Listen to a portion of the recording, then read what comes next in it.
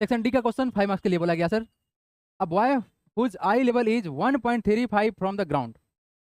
मतलब एक लड़का है जो जमीन से 1.3 हाइट पर उसका आई बॉल है। देखो मतलब जहाँ पे उसका आँख होगा ना, हॉरिजॉन्टल लाइन तो वहीं से बनेगा, है ना। और वहीं से आपका ऊपर एंगल दिखेगा तो क्या बनेगा, एंगल ऑफ एलिवेशन बनेगा वहां से। ठीक है। Spot a moving ball with a wind in a horizontal line at the same height from the ground.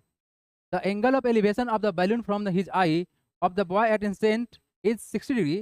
After 12 seconds, the angle of elevation reduced to 30 degree. If the speed of the wind is 3 metre पर second, then find the height of the balloon from the ground. है ना, ground से height fight कर रहा है। हुआ क्या था कि एक बच्चा यहाँ पे खड़ा है ना, एक बच्चा यहाँ पे खड़ा है। इस बच्चा का हाइट कितना है, 1.35। कितना है सर, 1.35 मीटर लंबा है। इसके आंख से इसके आंख से इसके आंख से एक बैलून स्पॉट हुआ है सर, जो कि 60 डिग्री पर उसको दिखाई दिया। कितना पर, 60 डिग्री पर। तो अगर बच्चा यहाँ पे खड़ा है सर तो हॉरिजॉन्टल लाइन सही बनेगा क्या, हॉरिजॉन्टल लाइन सही बनेगा। जहाँ पे बच्चा है, जहाँ पे उसका आंख है, हॉरिजॉन्टल वहीं से बनेगा ना। ठीक है सर। हुआ क्या सर कि कुछ समय के बाद आफ्टर 12 सेकेंड बैलून का जो एंगल था अभी कितना है सर, 60 है। कितना है तुम्हारा, 60। वो चेंज कितना हुआ सर, ये बल्ब हो गया तुम्हारा चेंज हो गया कितना, 30 डिग्री, नहीं ना। This is reduce to 30 degree. Height same रहा, क्वेश्चन में बोला गया सर कि हाइट क्या है सर बैलून का, सेम रहेगा। हाइट ऑफ द बैलून क्या है सर, सेम रहेगा, है ना, हाइट सेम रहेगा। बस एंगल क्या चेंज हुआ सर, 30 डिग्री, है ना। तो क्वेश्चन ये बोला गया सर कि इस बैलून का इस ग्राउंड से हाइट कितना है ये बताना है। ग्राउंड तुम्हारा ये रहेगा क्या, ग्राउंड का लेवल तो यही रहेगा ना, ग्राउंड का लेवल तो सर यही रहेगा, यहाँ से लेकर यहाँ तक। यानी कि सर डिस्टेंस जो होगा कंप्लीट, ये डिस्टेंस दिखाना होगा क्या, है ना। तो कुछ नाम लिखना पड़ेगा इसका। एक काम करते हैं, लेते हैं लेट मानते हैं, है ना। इसको बोलते हैं ए पॉइंट हमारा कितना, बी, ये हमारा सी, ये हमारा डी। और सर उस तरह से देखा जाए, यहाँ से ज्वाइन करते हैं। ठीक है। तो सर अगर हम इसको बोलते हैं पी, इसको बोलते हैं क्या, क्यू। तो देखने वाली बात क्या है सर हमारे पास कि सर ये लेंथ और ये लेंथ क्या होगा, बराबर होगा। यानी अगर इसको हाइट बोले तो दोनों हाइट क्या होगा, बराबर होगा ना। क्योंकि बोला गया sir same height, height change नहीं हुआ है। एंगल तो चेंज हुआ लेकिन हाइट चेंज नहीं हुआ। मतलब बैलून ना एक लेयर पे उड़ रहा था इस तरह से, है ना। तो सर देखिए अगर हम इस पॉइंट का नाम रखते हैं, कितना तक पहुंच गया, पी क्यू, है ना। ई रखते हैं इसको, कोई दिक्कत नहीं है, राइट। तो आपके पास सर गिवन क्या क्या है, सर गिवन है हमारे पास कि सर हमारे पास एंगल ऑफ एलिवेशन कितना कितना है सर, एंगल ऑफ एलिवेशन है सर 60 डिग्री एंड कितना 30 डिग्री। और सर हमारे पास क्या है सर, तो पी ई बराबर कितना है सर, क्यू बी है। इसको मान लेते हैं कितना, मान लेते हैं कितना, एच, ए लेट कर लेते हैं, है ना, एच लेट कर लिए। ठीक है ना, यहाँ तक ठीक है। अब देखो आपको एक बात बताया गया सर कि बैलून जो है हमारा यहाँ से यहाँ जाने में 12 सेकंड लगा टाइम, और स्पीड कितना था, 3 मीटर पर सेकंड। टाइम कितना दिया हुआ है। तो distance travel by balloon, distance distance travelled by distance travelled by balloon in कितना 12 सेकेंड्स बराबर कितना होगा। देखो स्पीड बराबर क्या फॉर्मूला पढ़े आप लोग, डिस्टेंस बाई टाइम, है ना। तो आपके पास क्या टाइम दिया हुआ है और स्पीड दिया हुआ है सर, तो क्या निकालेंगे, स्पीड गुने टाइम के अंदर डिस्टेंस निकलेगा। तो सर क्या होगा, क्या होगा सर, स्पीड कितना 3 का, टाइम कितना 12, कितना होगा 36 कितना मीटर। यानी कि बालक आपका जो डिस्टेंस यहाँ से यहाँ है कितना, ये 36 मीटर दिया हुआ है ना। हम क्या करते हैं, ए ही पार्ट को एक्स मान लेते हैं।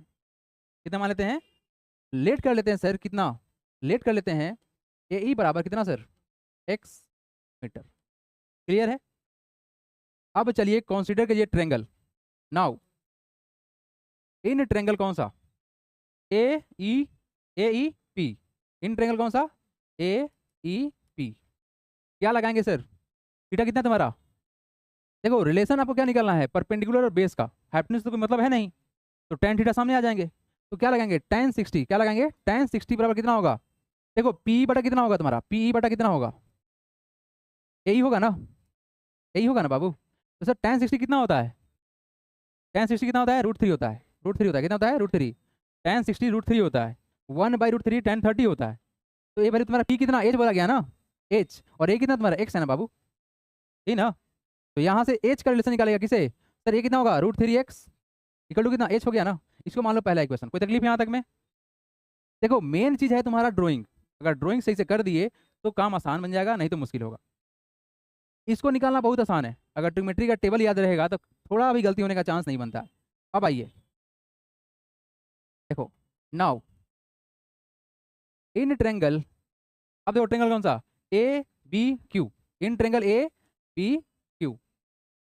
देखो फिर से वहीं परपेंडिकुलर बेस का रिलेशन चलेगा, तो तुम्हारा क्या लगेगा एंगल tan 30, tan 30 बराबर कितना होगा सर, होगा परपेंडिकुलर कितना क्यू बी बटा कितना ए बी। तो सर tan 30 कितना होता है 1/√3 is equal to Q B कितना तुम्हारा एच ही है ना, और ए बी तुम्हारा कितना होगा x प्लस का 36 ना, x प्लस का 36 क्या बोलते हो, ये जो ए बी लेंथ है कैसे बनेगा ए ई प्लस का ई बी बनेगा ना, तो x प्लस का 36 होगा ना बाबू, क्लियर है ना यहाँ तक। चलिए तो सर यहाँ से h को निकालते हैं, तो क्या होगा हमारा h, ये होगा x प्लस का 36 बाई कितना √3 इज इक्वल टू कितना h, ये हमारा दूसरा इक्वेशन, ये क्या होगा हमारा सर दूसरा इक्वेशन, क्लियर है यहाँ तक। अब सर यहाँ तक में तो कोई समस्या ही नहीं रहा। अब देखो तुम्हारे पास दो इक्वेशन है, ये भी h के बराबर और ये भी h के बराबर, दोनों बराबर होगा ना, from equation first and second, from equation first and second क्या मिलेगा sir, sir √3x is equal to x plus 36 by कितना √3। मजे की बात क्या है सर, √3 आ जाएगा मल्टीप्लाई हो जाएगा, तो कितना होगा तुम्हारा 3, लिख देते हैं √3 इंटू √3 x इक्वल टू कितना x प्लस का 36, क्लियर है यहाँ तक। √3 कितना होगा 3, तो 3x इक्वल टू कितना x प्लस का 36, x उधर क्या होगा सब्सट्रैक्ट, तो कितना होगा 3x minus x equal to कितना 36, यहाँ से कितना होगा 2x इक्वल टू कितना 36। तो यहाँ से हमारा x का वैल्यू कितना मिलेगा सर 36 बाई कितना 2 इक्वल टू कितना 18। सर यानी कि हमारा जो x आया ना इस फिगर में सर, x का वैल्यू कितना आया सर, यानी यहाँ जो x है सर कितना आया 18 मीटर आया, क्लियर है, क्लियर है। सर हमको ना h चाहिए, क्या चाहिए h, क्यों सर, क्यों सर h क्यों चाहिए सर, ताकि सर यहाँ से यहाँ का लंबाई मालूम चले, और ये तो हमको मालूम ही है कितना 1.35, ये हमको निकाल के जोड़ देंगे काम बन जाएगा। अब एक काम करो, इस x का वैल्यू ना यहाँ पुट कर दो, क्या आसान ही रहेगा ना, यहाँ आसान रहेगा, यहाँ आसान रहेगा, यहाँ आसान रहेगा। Now put the value of x in equation first, है ना। चलिए देखिए, now put the value of x in equation first, क्या मिलेगा वी गेट, क्या मिलेगा भाई वी गेट x का वैल्यू कितना √3 मल्टीप्लाई में कितना 18 √3 हो जाएगा ना, कितना होगा 18 √3 इज इक्वल टू कितना h, तो मल्टीप्लाई कर लेते हैं, √3 का वैल्यू दिया हुआ है क्या यहाँ पर 1.73, तो sir 18 multiply by 1.73 equal to कितना h, मल्टीप्लाई करने पर कितना आएगा, इसको मल्टीप्लाई किया गया तो सर आएगा 31.14 इक्वल टू आ गया h, है ना, मल्टीप्लाई करने पर कितना आया 31.14, क्लियर है। तो सर यहाँ तक में हमारा ये जो लेंथ है कितना आया सर 31.14 आ गया, है ना। तो सर टोटल क्या निकालना है, फाइंड द हाइट। चलिए जी हाइट निकालते हैं, खटाक से खेल खत्म। चलिए therefore height of balloon from ground is equal to कितना होगा सर 31.14 प्लस कितना बचा, हाइट कितना है 1.35 कितना हो जाएगा सम 32.49 मीटर इज द आंसर। बहुत ही सिंपल सा प्रोसेस और सिंपल सा क्वेश्चन था, बस डायग्राम सही से बनाने आना चाहिए।